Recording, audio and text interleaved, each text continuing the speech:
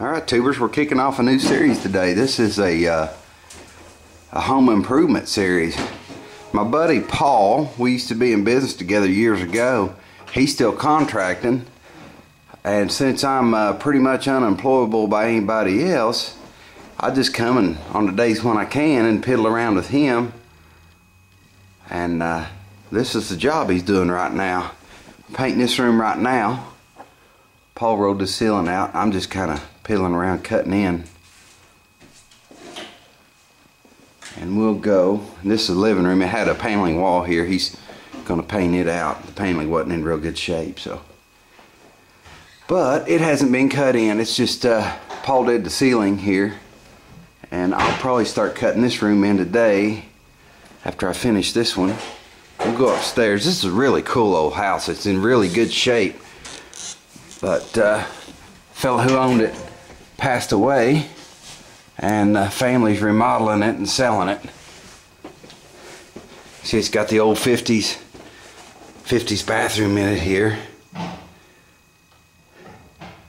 One of those old houses that structurally it's really sound, in good shape, but just needs a lot of work.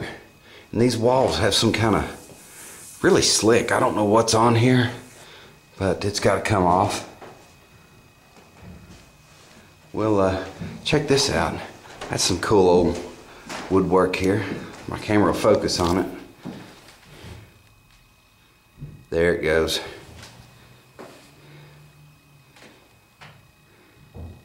Really cool old woodwork here. We'll go going in another room. Plaster's coming down here. This and that. But this is going to be a really cool before and after video. This thing has an awesome yard. This house does. Huge yard. And I've got to take you downstairs here, and we'll look at the rest of the house, and we'll kind of keep track on this project as it goes along. And with the befores and afters, Paul's he's an expert remodeler. When I first started out in construction, I was a framer. We started working together. Then my health got to where I couldn't do any contracting anymore, but Paul kept ahead with it, and hadn't worked with him in years, but now he is an expert remodeler. There's a big difference between remodeling and construction. With remodeling, you get in a lot of situations that you have to use your head, and it takes different skills in remodeling than it does like framing or whatever, you know, framing houses. There's Big Paul there, getting ready for the day, doing his thing. Here's the closets here. Got a lot of work to do. You can see he's done a lot of mud work. Some of it's not finished yet. Some of it's just started, really. Another room here. The house is kind of laid out kind of strange. I get lost in it sometimes. It's kind of twists and turns, you know. And this is another one of those old 50s bathrooms. I love this, man. I guess the time era, the way they made fixtures and so on and so forth. And this is the shower. But the house, you know, when it was built, a lot of quality product in it.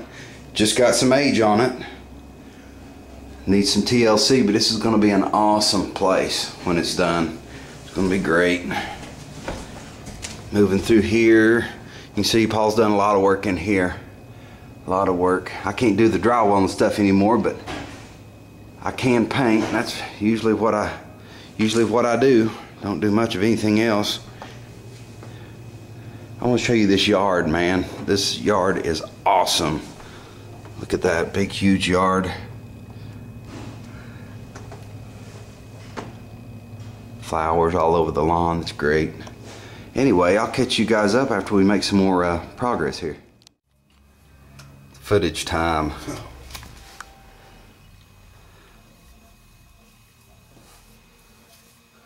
You gotta tell them the whole deal of a good paint job is not be shy. You can't try not to put paint on it. Everybody tries to not put enough paint on it.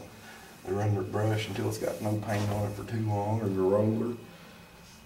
There's a fine line that got to be willing to use the paint.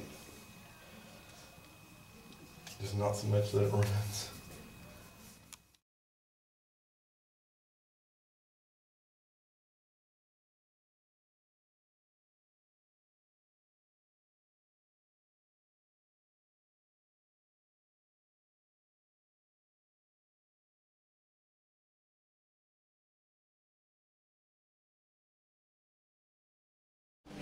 Alright tubers, I want to show you a little trick that Paul just showed me.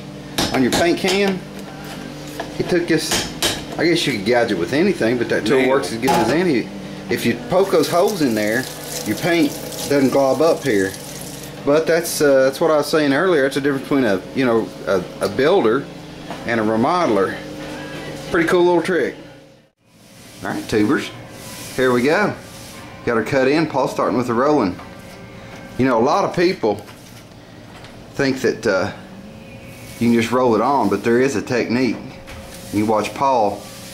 If you ever painted any, you can get ridges in your paint. The way Paul does it, there's no ridges. You never want to paint in the same direction. You want to make it round.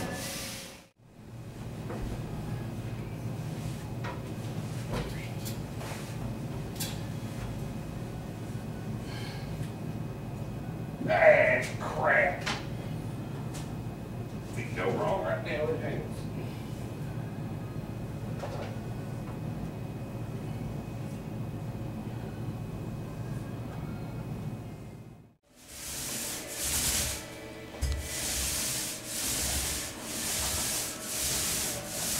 Alright tubers, we're in another room here. This is another bedroom. Paul's priming the ceiling out here. We haven't really, I want to catch this room because we really haven't done much to it yet. Did get the this crown mold caulked, but this room we had to take the whole all the baseboards out of it. We got to steal them for another room. We're going to use them for patches. Yeah, that's something a lot of people don't do, Tony. They don't realize if they got a bad piece of baseboard, you can't always match old baseboards. You go get them out of the closet and return the closet. Right on. You don't try to rematch everything. Well, here we're having to take it and put a piece in the living room because it's the wrong color. And we'll just retrim this bedroom and nobody will pay any attention because it's a different room.